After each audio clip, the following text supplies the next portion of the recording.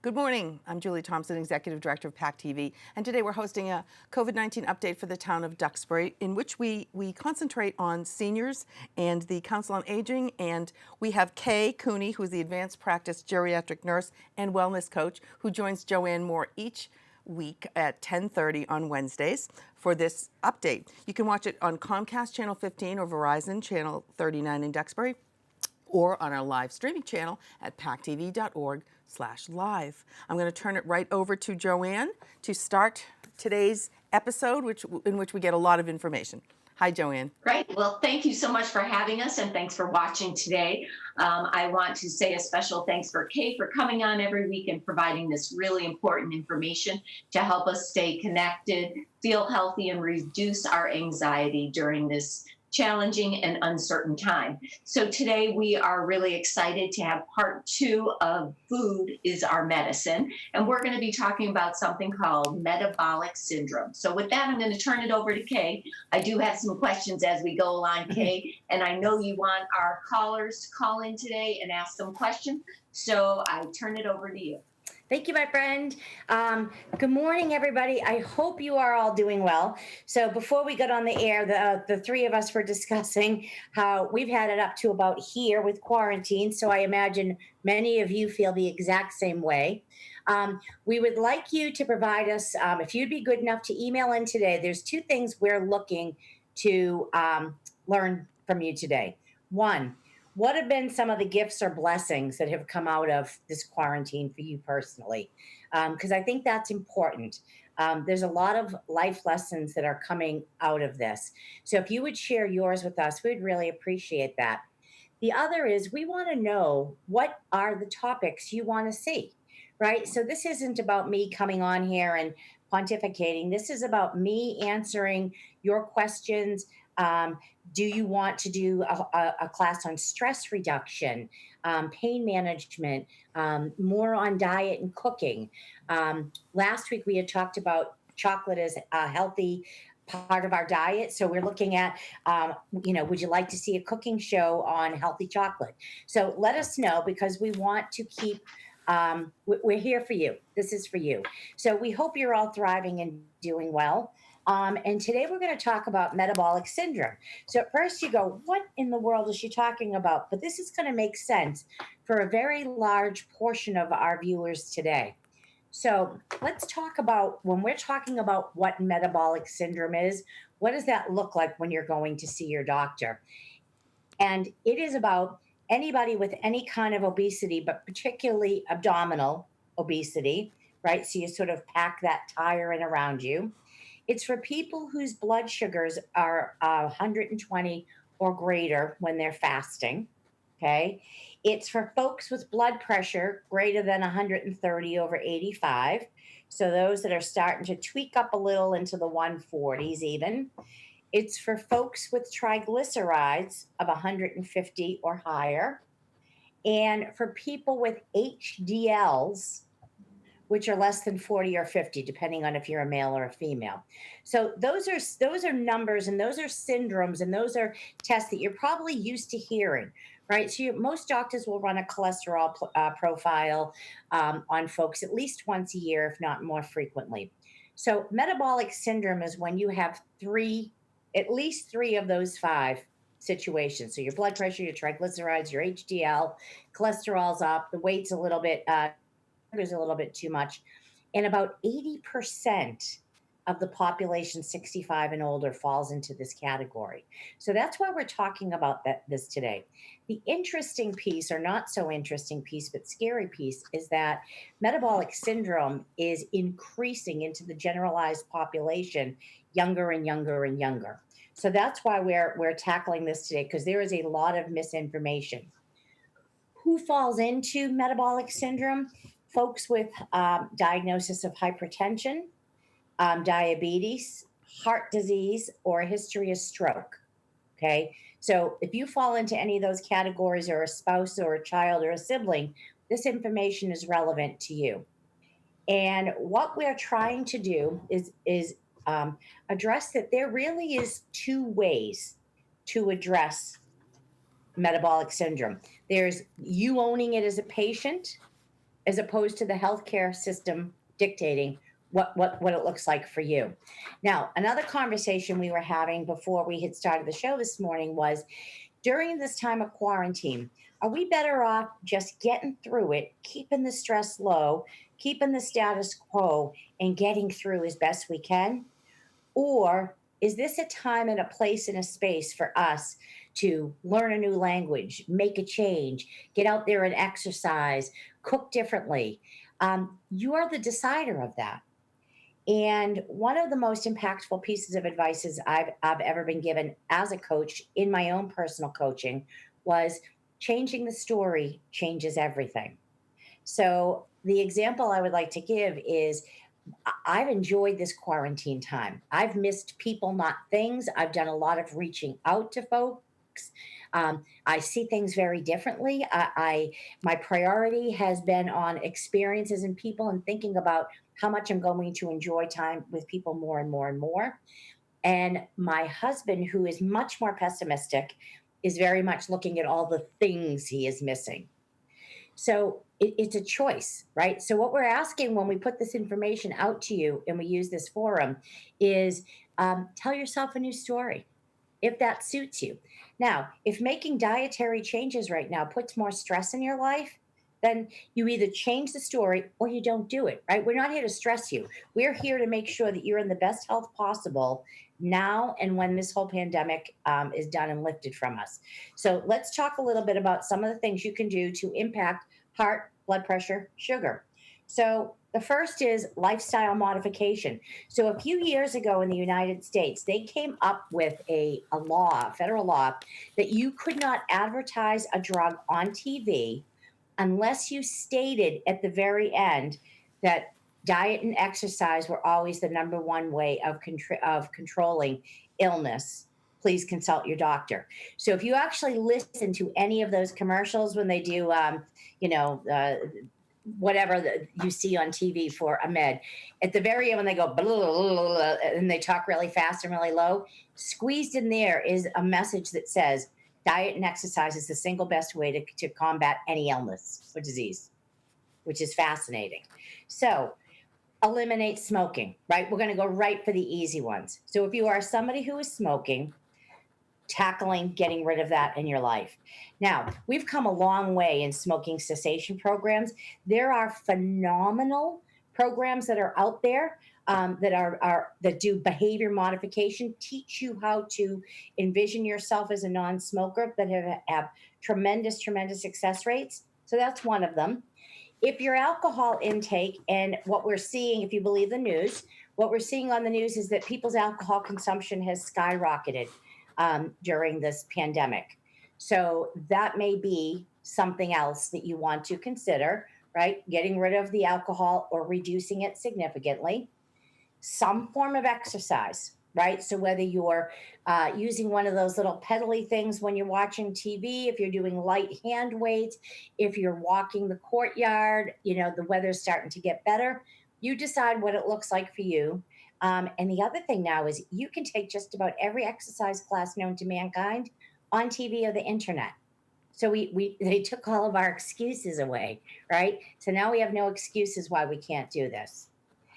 Okay, so far, none of these are new, right? I'm hoping all your doctors have told you this. You know all this. The next one is kind of the first one that some doctors address, but not enough. The reducing of stress and underestimating what stress does to your body and to your immune system. So if you are still allowing and tolerating large amounts of stress that makes you anxious, nervous, panic attacks, keeps you awake at night, you've got to get yourself into a stress reduction routine. It's key. Whether you are meditating or exercise does it, or cooking does it, or singing or dancing, something in your life that reduces stress is pivotal. Now, this is one that's usually the toughest one, releasing traumas. One of the things that we don't address enough is the impact of traumas on our life and our health. So when I see somebody that comes to me that has fibromyalgia, chronic pain, multiple comorbid conditions, like they've got everything to mankind, they're just a walking disaster, the first thing I say to them is, tell me about the traumas that you've experienced in your life. And the more horrific the trauma, the more awful the health profile is. They go hand in hand. So when I'm dealing with veterans, when I'm dealing with people who've been through child abuse or spousal abuse, there is a direct correlation between trauma and illness. Release the trauma, work on the trauma, you also see an improvement in overall health. And that's a whole nother story for another day, that concept there. But I'd be remiss if I didn't address that.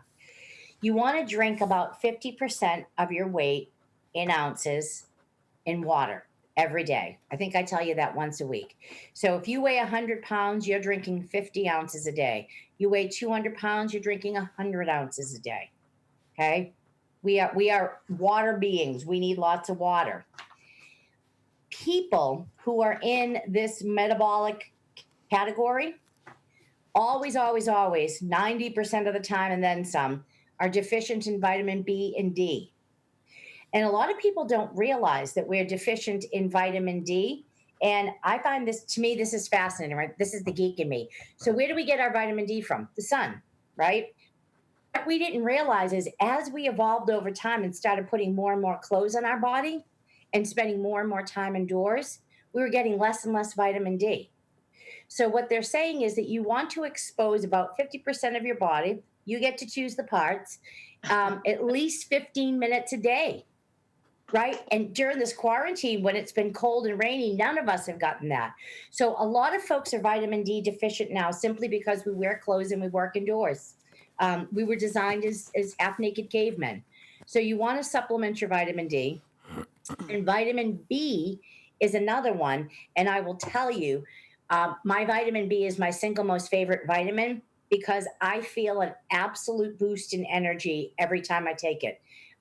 It's a short-lived vitamin, so there are some that take it twice a day. I only need enough energy for once. But it's B and D are the two that you want to use when you're talking about metabolic syndrome. Okay? So far, I think those are all the normal things, okay? Kay, can I jump in and ask a quick question? Oh, In heck regards yes. to B and D, should we try to get it through food, or is it best to take a supplement? Or is it the easiest to take a supplement? Where do you go on that one? So I love that question. Thank you, my friend. So that's actually further down the line I was going to address because no. I think it's whenever we address it, we address it. Here is the problem or the issue with supplementation. If you had asked me a year ago to get it from your food or get it from a supplement, and I'd go, get it from your food. Okay. Here's the reality. So if you take an apple and you look at the dietitian recommendations as to what's in an apple and the nutrients, they are so outdated and they do not reflect that we in fact have a very depleted soil and therefore far less nutritious foods and vegetables. That's step one. Step two, what I've come to learn about healthy eating is it is almost physically impossible for us to eat enough food in a day to get in all of the vitamins that we need. So one of the things, the recommendations is 7 to 8 cups of leafy vegetables. And the best I can ever get to on my best, most disciplined day is 5. Like you have to be part goat to eat 8 cups of leafy vegetables a day, right? So that's why I've gone the route of saying to people, there's some things we're going to have to supplement for because we can only eat so much in a day to get these nutrients in. And is there a certain milligram of B and D we should be taking, or does it vary based on a person, or what's a good guideline? So that's a good one I send people back to their doctor on that one to see what they want to recommend. There's some variability based on male, female, weight, age, pregnancy, things like that. So I defer back. When you're choosing your supplements, you want your supplements to be as close as possible to food. So you don't want to buy something that has got names this long and 10 of them. You want to see 5 or less ingredients on your single vitamin packaging. Okay, great. Thank you. And spend the money. right? So you wouldn't, it doesn't make sense for people to eat all healthy and natural and then go and buy their vitamins at the local department store and pay next to nothing for them, because basically what you're getting is next to nothing. And probably, like you said last week, gummy bear, vitamin B and D maybe isn't my best choice. I'd skip those. I would skip those. Yes, absolutely. Save it for the Reese's. Don't do the gummy bear vitamins. Exactly. Exactly. So let's talk a little bit about some of the concepts that we have adopted. I'm part of the Weight Watchers generation. So growing up, my mom always went to Weight Watchers. When I put on the weight after I had my children, I went to Weight Watchers. We lived by Weight Watchers, right? So many of you who have followed that will understand what I'm talking about when I talk about good fats versus bad fats. My mom, when she died 2 years ago, still only consumed margarine. She did not use butter.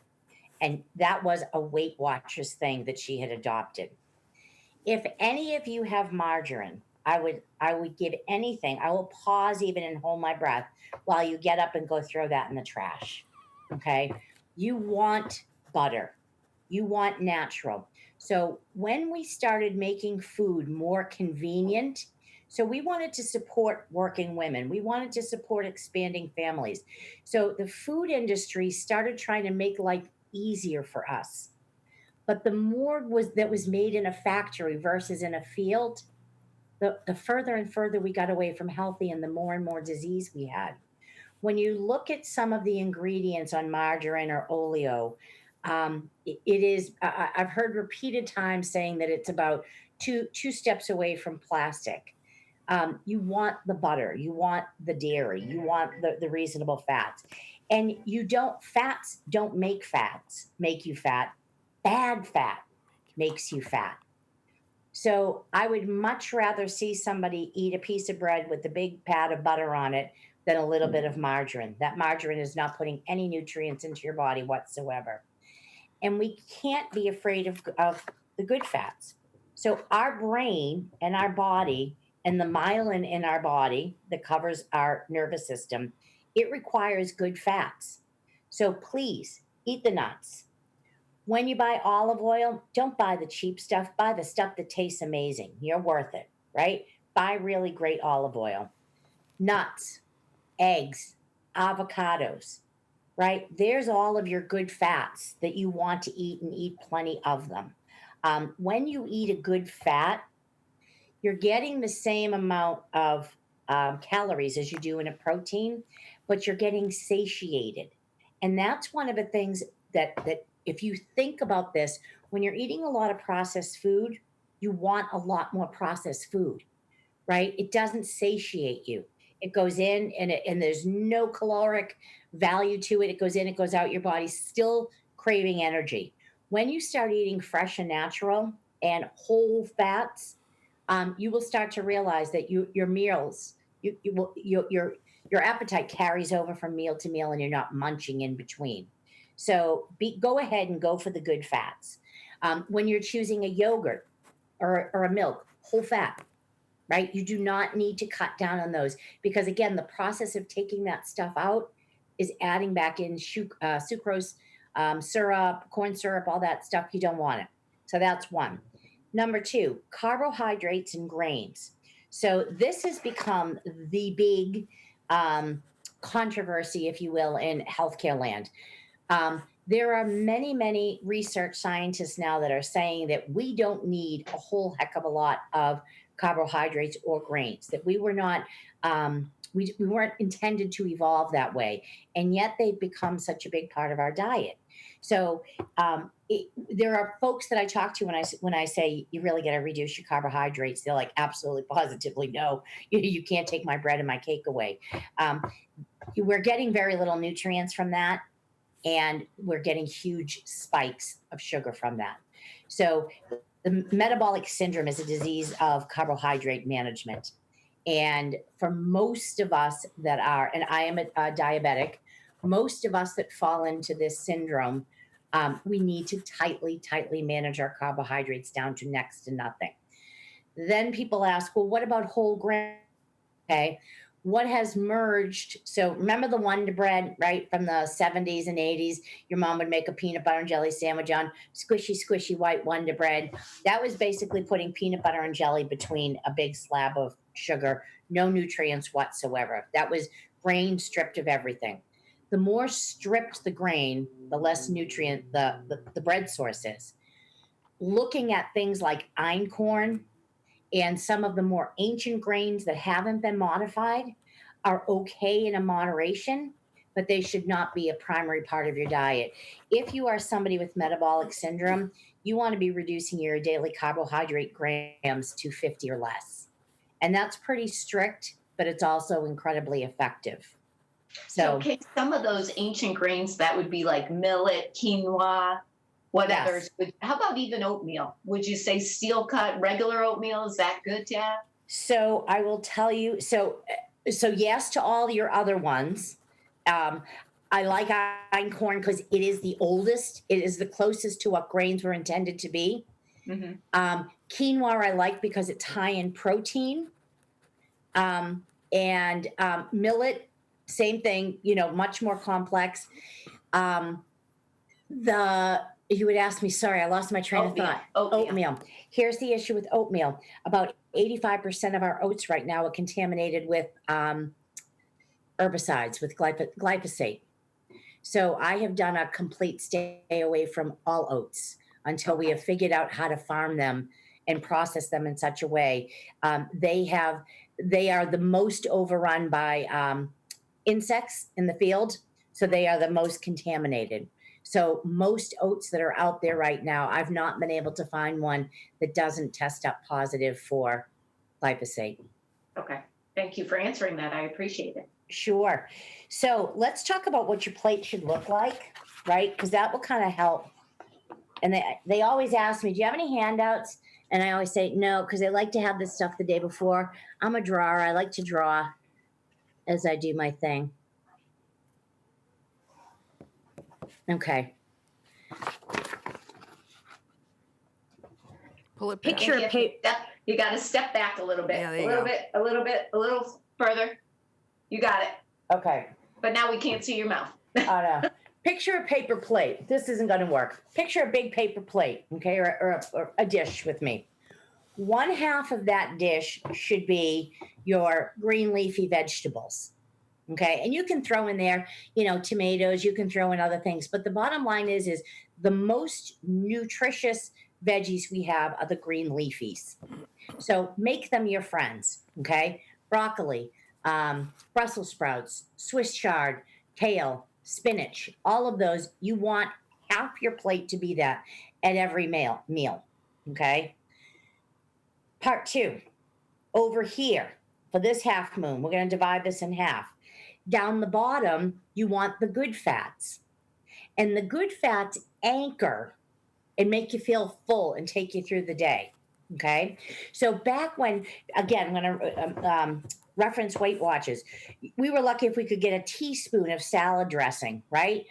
Pour the olive oil all over the place, put some nice avocado in, give it lots of taste and flavor. It will sustain you during the day and keep you from nibbling, okay? So that's what we have here, good fats. Up here, protein, 1/4. That's where we're at. People call that, now what you'll see is missing from my plate. So we have protein, so fish, nuts, meat, peanut butter, all fall into there. Good fats down here, over here. Where's my carbohydrates? They're not there, right? So if I'm going to, it's a little tiny circle that I add on the side of my plate, but it's never a priority and it's not a part of our meal. The potatoes, the rice, the pasta, the bread, the cakes, the cookies, all of that stuff makes a huge, huge, huge, huge difference for those who fall under metabolic syndrome. Kay, you said potatoes. Is there a difference between white potatoes and sweet potatoes? So if you're going to choose, so if you are a true diabetic, there's no potato. If you are somebody who is not diabetic, a sweet potato, but a sweet potato, when cooked, the sugar content in that is pretty astronomical. But again, so if you do your plate, right, so that you've got half, a quarter, you can afford to throw in a sweet potato or a half of a sweet potato because they tend to be really large. How would you recommend cooking that then? Is it best to roast it or microwave it or? So I totally stay away from the microwave with veggies because it depletes veggies and meats of their nutrients. So we've turned our microwave predominantly into a place where we put the bread, or store stuff in the house that we don't want people at. So if for the most part, you're avoiding Okay. that stuff. A sweet potato would be a treat, and I would broil it. I would bake it. Keep it simple, and then of course use the butter on it or whatever. But we've been led to believe so. And again, it comes down to whether you're diabetic or not. If you're not diabetic, you can afford a sweet potato. But for those that are inclined to have a sugar spike, sweet potatoes are going to spike you. Carrots are going to spike you. Many of the fruits are going to spike you. Okay. You know what? Can we turn it over to Julie? She has a couple questions for you that just have come in. Certainly. Hi. Hi there. So one of them just on potatoes. Someone asked about red russet potatoes. Are those acceptable or are those bad? So a potato is a potato is a potato, unfortunately. You're killing us Irish girls. Okay. I know. Trust me. I feel the pain. So and this comes a little bit further. So let me answer it with this. I believe in the 80-20 rule, that if 80% of the time we are eating well, then it's okay to have a cheat 20% of the time. I don't believe we were put here on this planet to suffer. I believe we were put here to thrive and enjoy. So if you're somebody who enjoys a potato, set a day like Friday night. Friday night's your splurge night, right? And you're good the rest of the week or whatever.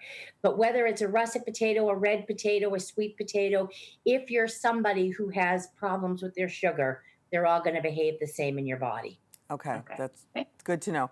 Another question that came a little while ago is right at the beginning we were talking about exercise and how that plays into your over metabolic health. How many minutes either a day or a week are you recommending for whatever type of exercise people want to do? So I don't make a recommendation on that one. That one I send back to your doctor too, because there's a lot of factors that come in to play when you're in the cohort of 65 and older, whether or not you have joint issues, whether or not your weight is below. So people who are underweight, I don't want to see them doing a ton of anaerobic. So what I would say is that's a great question for your doctor. Okay, and the other question related to sort of on exercise and diet is what percentage of your overall health has to do with what you take in your mouth versus what you do with your body? In other words, eating versus expelling calories. Okay, so whoever asked that, I'm sending you a virtual good question. So I will share with you something. So I'll always tell you the truth, right? I don't always like the truth, but I will tell you the truth. There are a whole cohort of doctors out there right now that are saying that 95% of your health is your diet and exercise is an afterthought. And I was shocked when I read this. William Davis is one of these. Dr. Fung is another one and Dr. Berg actually will tell you that where you focus first when you're looking to manage your health and wellness as well as your weight is you focus fully on your intake first, and then you add the exercise once you're starting to maintain. Okay, that's good advice. How about, Kay, intermittent fasting? Oh my God, girl. Okay, so that's where that's all over the news. I know, that's coming up next. Are we almost there? Yes. Let me answer about fruits because we haven't talked about fruits yet. And then we're actually going to spend about 10 minutes on intermittent fasting because that is a powerful tool for people of all ages. Okay. Do you have more questions, Joanne, or am I good to go? Julie, do you have anything else? I have one, but we can save it for the end because it's about allergies. Okay, perfect. So fruits. So fruits are not an automatic yay. If you are a diabetic or somebody who is watching your sugars, right? So this is not a cholesterol issue. This is not a heart issue. This is purely for the diabetics. If you are a diabetic, you have got to get into the habit of figuring out which things spike your sugars. Most fruits will do that. Where are your safe fruits and where are you getting the most bang? Your berries. So blueberries, raspberries, goji berries, all the little berries, strawberries are phenomenal and have great nutrients and micronutrients in them that all of us can benefit for. You want to measure them. It's not unlimited if you are a diabetic. If you're not a diabetic, have a ball. Eat up all your fruits and, veggies. But diabetics have got to watch the fruits. Now, let's talk about intermittent fasting. And I'll tell you why I want you to pay attention to this. If you learn nothing else from this show, walk away with this information on intermittent fasting as a tool in your tool belt. If you had asked me a year ago about intermittent fasting, I would have looked at you and said, go get your head examined, until I've experienced the power of it. So back about a year ago, I've always been type 2 diabetic, probably for the last 10 years, mostly diet controlled. So I would go along every now and then. I'd check my sugars. If I misbehaved, they'd go out of control. But for the most part, just eating smart kept them under control. All of a sudden, my sugars spiked up to 300 and 400s, and I couldn't get them down for anything and had to go on insulin. I was pissed off about having to be on insulin. I was not happy at all. And this is when I started doing some exploration around diet and exercise and how it impacts. So I'm not telling you a story about, this is a friend and I read this in a book. This is what actually happened. I was on 50 units of Lantus nightly. And here's the issue with insulin. When we are to the point of insulin with our diabetes, it locks down our cells so that it cannot release fat. So weight loss when you're on insulin is incredibly difficult. So what I did was I was damned and determined that I was going to eat my way off the insulin. And I did. So I went on and off the insulin within a 30-day period. And so I know that this is a doable thing. Intermittent fasting was part of that. And at first I was terrified. I didn't want to hear about a keto diet. So what I just described to you with that plate, some people call it keto, some people call it paleo. What I call it is common sense eating, particularly for diabetics and those with heart disease. I am not interested in teaching people about how to get into ketoacidosis because I don't think that's necessary for the vast majority, and especially at our age. What we need to do is balance and use our food as medicine, and that's what you're doing, okay? Intermittent fasting is another tool in the toolbox. And when you first hear the term, you go, nobody's starving me. But in reality, this is about getting back to basics of how we were supposed to eating. So intermittent fasting simply means that there is a window during the day when you eat, and then there's a window during the day where you don't eat. And in the most common sense way, why would we want periods of time where we don't eat? Because our bodies need to repair. And if we are constantly throwing in junk and a bunch of sugar, it is breaking that down and absorbing, right? So what we've done is we've developed these eating patterns where we're asking our engine to rev all day long. In this system, we put the fuel in, the body processes it, and then it acclimates and rests. And what happens during that rest period is you start to burn fat, increase your metabolism, and get rid of the toxins that are in your body. The American way of eating and nibbling all day long, right up until you go to bed, and as soon as you get out of bed, is, to me, what I think is the biggest cause of chronic disease. So let's talk about intermittent fasting. Can I ask a question? I'm sorry. Yes. I just wanted to a lot of people don't really understand what the definition of intermittent fasting is. Could you just define it for the audience out there? Yes. So intermittent fasting means that you adopt, and everybody picks a different time. Yep. My recommendation is this. It's very simple.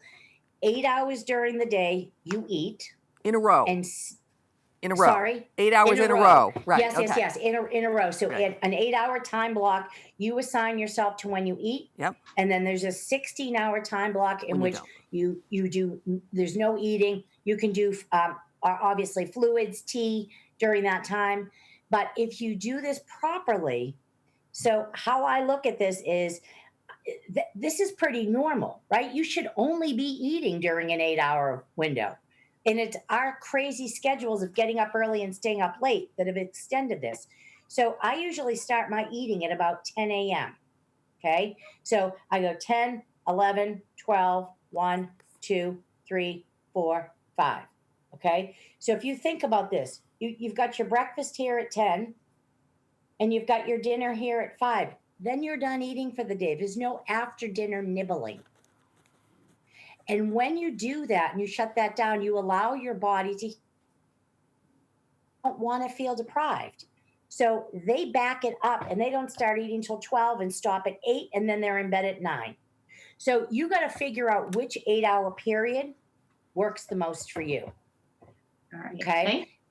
Now, there are some people who do 12 and 12. There are some people, everybody does different. What I've seen from a research perspective and what's doable without a whole lot of human suffering, right? You are never going to see me come here and teach you how to suffer. That is not how I live my life.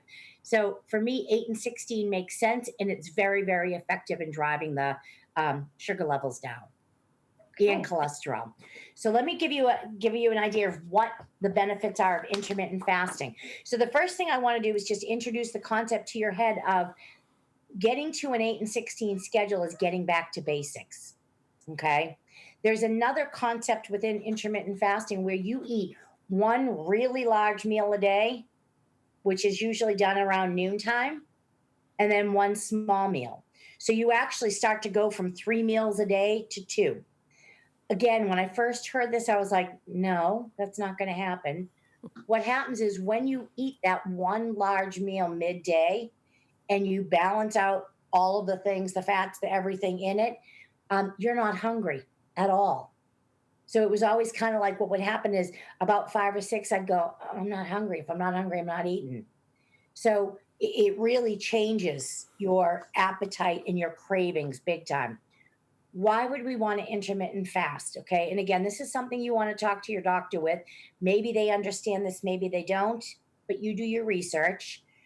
The benefits: reduces insulin resistance and lowers blood sugar. So no matter how many changes I made in my diet, it wasn't until I intermittent fasted that I was able to get rid of the insulin. 2, reduces the risk of heart disease. So there's all sorts of studies out there of people using intermittent fasting to get their heart disease under control. It increases your metabolism and thus your energy and propels your weight loss significantly, almost effortlessly, I have to tell you. Reduces cholesterol. It burns fat versus muscle. So in the intermittent fasting time, people ask me all the time, were you tired? Were you weak? Were you whatever? I actually felt really good and really clear-headed when I intermittent fast, and I will do it in periods. I feel really good. I don't feel tired at all. It improves longevity. So in terms of life expectancy, there's a whole I'm not going to think of his name. There's a physician who does if it comes to me, I'll have them put it on the website. But he's done all sorts of research about people that intermittent fast and use that as improving life expectancy. And part of that is because of you're removing all the oxidative stress, you're getting rid of all of the garbage that accumulates in our bodies and giving the body a chance to clean itself out. It reduces the incidence of neurodegenerative diseases. This is huge for this population. So what are neurodegenerative diseases? Alzheimer's, Parkinson's, ALS. So if intermittent fasting can reduce the incidency of that, that makes it a really important tool for the 65 and older population. Removes waste from the cell, removes oxidative stress. So your body goes through the whole chemical process. There's always a lot of junk around there, and we're always looking to get rid of it as fast as possible. Okay? Questions on that? So, Kay, you just said you don't do it all the time. We're almost out of time, but so if you're going to do intermittent fasting, how long should you do it? For a couple weeks, a couple days? So everybody's really different with it. So when I was motivated to get off the insulin, I did it every single day for about a 3-week period, maybe a month. And then what I did was I will drop back into it. Like I'll choose 2 or 3 days a week that I do intermittent fasting. Okay, so it's not every day once you No. kind of get over the hurdle. Exactly. So you'll know once you've done the cleanup, you'll feel it. You will know, and I could see it in my blood sugars that it hunger holding on. So even I could drink water and still have a sugar of 300. Once I started the intermittent fasting, my sugars were plummeting. I was walking around with sugars in the 40s, and it was crazy. So it required an awful lot of work and phone calls back and forth with my doctor as we adjusted the doses. But again, it's a tool, So you'll see that I've never really used the word diet through this entire conversation. This really is about harnessing food as medicine. So it's using food and eating food at very specific times to achieve different outcomes for your body. And these diseases that we're combating today, the cholesterol, the blood pressure, the heart disease, all this stuff, we did not have these problems prior to the implementation of processed food and working like crazy people like we do. So Julie has a couple more questions for you. So I'm going to turn it over to Julie before we end the show. So, Kay, this has been great information. I just want to say it. I've learned a ton, and I can't wait till next week's episode. But let me turn it to Julie real quick. Yeah, thank you so much, Joanne. And one other question on the intermittent fasting. You said you do it sometimes for 2 days. You did it for a reason. You wanted to get off the insulin. Makes sense. I assume people who have like a 20 pounds they really want to lose, they would maybe do that until they lost the weight. If it's so good for your body and it's really something that doesn't have a lot of downside, why wouldn't you just make that as part of the way you live from now on? Just the same way that you're telling us what to eat on our plate.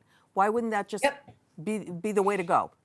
So I have friends that do that. There are many people out there that live with the intermittent fasting as their way of eating. What I have found difficult and challenging is when you live in a household and others are not eating that way, it can be really hard to do that. So what I've done is, it's that 80-20 thing all the time, right? It's making it work for you in the way that you need it to work for you. If you're somebody that's incredibly self-disciplined and your spouse is going to do this with you, an intermittent fasting is probably the single most healthy, the single best tool to keep both of you basis.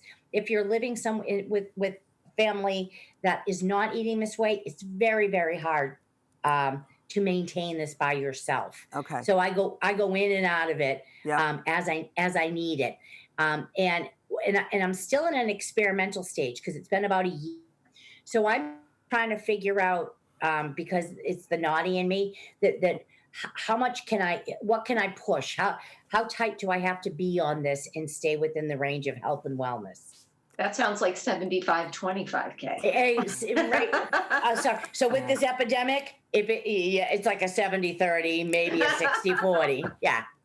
Okay, I had one that just came in, but I had one from before. So the one that just came in will probably have to wait till next week, which is what should I eat for breakfast? So if you can hold that one for next week.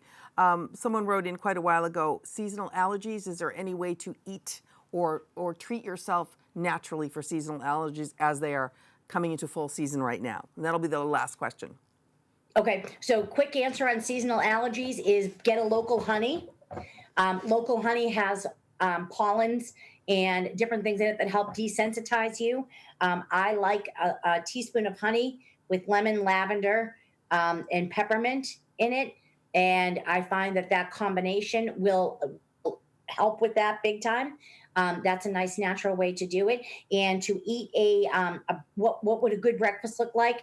I like eggs with avocado and a lot of vegetables. So chopping up a lot of spinach into that to get your veggies in. So I got both questions answered. Great. Cool. Thank you. All right. I Joanne, always we all want set? to eat when I'm done with this show. Right? You all set, Joanne? Yeah, we're all set. We'll look Okay. forward to seeing everyone next Yeah, week, and this we'll has have been another great. exciting topic to Yeah, share. Kay, so this is thanks so great. much for being online. And tell us what you want for topics. We want to hear from you. Yeah, please do send in, and anytime, not just during the show, please send in your questions to duxburyinfo@pactv.org, and we'll collect them all, and I'll send them ahead of time to Kay so she'll know what's coming up, which will be great. Again, if you want to see this show again, you can go to pactv.org/Duxbury, and also you'll see that we date stamp the show every time we do one of these, so you'll know what date this information was given to you on. Kay, thank you so much. Joanne, thank you so much. We've thoroughly enjoyed it. This is really a wonderful presentation every week. I know I and some of the people in the control room really look forward to this because we get some really good information. So thank you. This is Julie Thompson from PACTV saying, have a good day.